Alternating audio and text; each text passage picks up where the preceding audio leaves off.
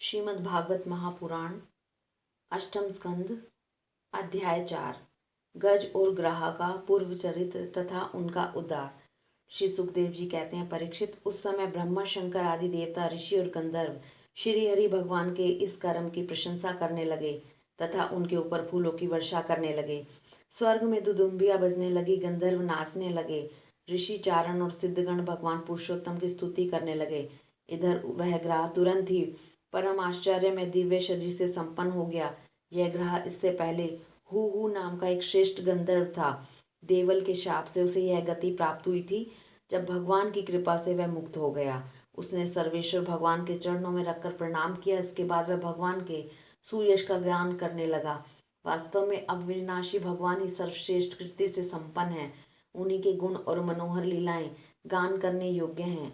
भगवान के कृपापूर्ण स्पर्श से उसके सारे पाप ताप नष्ट हो गए। उसने भगवान की परिक्रमा करके उनके चरणों में प्रणाम किया और सबके देखते देखते अपने लोक की यात्रा की। गजेंद्र भी भगवान का स्पर्श प्राप्त होते ही अज्ञान के बंधन से मुक्त हो गया। उसे भगवान का ही रूप प्राप्त हो गया। वह पीताम्बरधारी एवं चतुर्भुज बन गया। गजेंद्र पूर्व जन्म में द्रविड़ देश का पांड्य वंशी राजा था। उसका नाम इंद्रदुमन था। वह भगवान का एक श्रेष्ठ उपासक एवं अत्यंत यशस्वी था। एक बार राजा इंद्रदुमन राजपाट छोड़कर मल्य पर्वत पर रहने लगे थे। उन्होंने जटाएं बढ़ा ली, तपस्वी का वेश धारण कर लिया।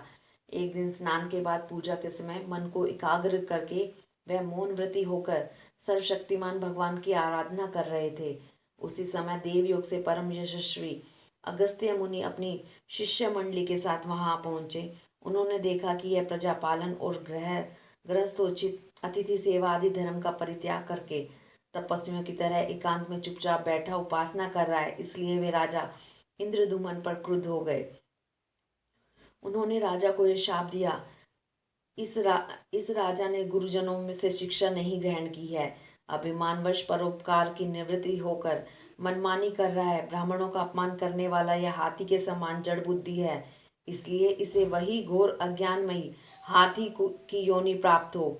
श्री सुखदेव कहते हैं, परीक्षित, शाप एवं वरदान देने में असमर्थ अगस्त्य ऋषि इस प्रकार शाप देकर अपनी शिष्य मंडली के साथ वहां से चले गए। राजऋषि इंद्रदुमन ने यह समझकर संतोष किया कि यह मेरा प्रारब्ध ही है। इसके बाद आत्मा की विस्मृति करा देने वाली हाथी की योनि उन्हें प्राप्त हुई। परंतु भगवान की आराधना का ऐसा प्रभाव है कि हाथी होने पर भी उन्हें भगवान की स्मृति हो ही गई। भगवान श्री हरि ने इस प्रकार गजेंद्र का उद्धार करके उसे अपना पार्षद बना लिया। गंधर्व आदि देवता उनकी इस लीला का गान करने लगे और वे पार्षद रूप गजेंद्र को साथ ले गरुड़ पर सवार होकर अपने अलौकिक धाम को चले गए। कुरुवंश शिरोमणि परीक्षित, मैंने भगवान श्री कृष्ण की महिमा एवं गजेंद्र के उद्धार की कथा तुम्हें सुना दी। यह प्रसंग सुनने वालों के कलिमल और दुष्वपन को मिटाने वाला एवं यश, उन्नति और स्वर्ग देने वाला है।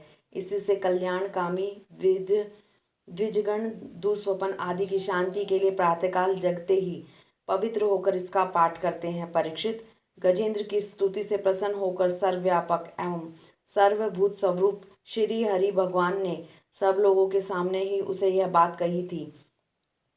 श्री भगवान ने कहा, जो लोग रात के पिछले पहर में उठकर इंद्रिय निग्रह पूर्वक एकाग्र चित्त से मेरा तेरा तथा इस सरोवर, पर्वत एवं कंदरा, बैंत, कीचक और बांस के झुरमुट, यहाँ के दिव्य वृक्ष तथा पर्वत शिखर मेरे ब्रह्मा जी और शिव जी के निवास स्थान मेरे प्यारे धाम, क्षीर सागर, प्रकाश में श्वेत दीप, श्रीवत्स, कौस्तुभ मणि, वनमाला, मेरी कौमोद की गदा, सुदर्शन चक्र, पांचजन्य शंख, परीक्षीराज गरुड़, मेरे सूक्ष्म कला स्वरूप शेष जी, मेरे आश्रम में रहने वाली लक्ष्मी देवी, ब्रह्मा जी, देव ऋषि नारद, शंकर जी तथा भक्तराज प्रहलाद, मत्स्य, कच्छप, वराह आदि अवतारों में किए हुए मेरे अनंत पुण्य में चरित्र, सूर्य, चंद्रमा, अग्नि, ओंकार, सत्य, मूल, प्रकृति, गो, ब्राह्मण, अविनाशी, सनातन धर्म, सोम, कश्यप और धर्म की पत्नी दक्ष कन्याएं, गंगा, सरस्वती, अलकनंदा, यमुना, ऐरावत हाथी, भक्त शिरोमणि ध्रुव, साधु ब्रह्म ऋषि और पवित्र कीर्ति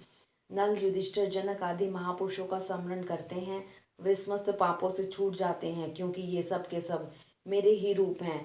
प्यारे गजेंद्र, जो लोग ब्रह्म मुहूर्त में जगकर तुम्हारी ही की हुई स्तुति से मेरा स्तवन करेंगे, मृत्यु के समय उन्हें मैं निर्बल बुद्धि का दान करूंगा। श्री सुखदेव जी कहते हैं, परीक्षित, भगवान श्री कृष्ण ने ऐसा कहकर देवताओं को आनंदित करते हुए अपना श्रेष्ठ शंख बजाया और गरुड़ पर सवार हो गए। हरिओम तत्सत।